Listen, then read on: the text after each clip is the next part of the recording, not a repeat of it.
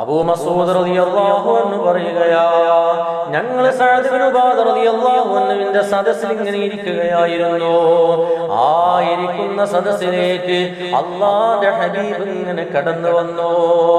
ആ സമയത്ത് Saad Ibnu Ubada റളിയല്ലാഹു അൻഹു ചോദിച്ചു, നബിയേ നബിയേ, അങ്ങയുടെ മേലിൽ സ്വലാത്ത് ചൊല്ലണമെന്നും അനുഗ്രഹത്തിനായി പ്രാർത്ഥിക്കണമെന്നും അല്ലാഹു ഞങ്ങളോട് കൽപ്പിച്ചിട്ടുണ്ടല്ലോ നബിയേ.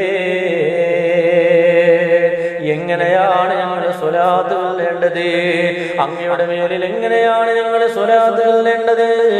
എങ്ങനെയാണ് അനുഗ്രഹത്തിന് വേണ്ടി പ്രാർത്ഥിക്കേണ്ടതെന്ന് ചോദിച്ചപ്പോ അല്ലാഹുവിന്റെ ഹബീബ് കുറഞ്ഞ സമയം ഇങ്ങനെ നിശബ്ദമായി നിന്നു. എന്നിട്ട് പറഞ്ഞു, അല്ലാഹുമ്മ സ്വല്ലി അലാ സയ്യിദിനാ മുഹമ്മദ്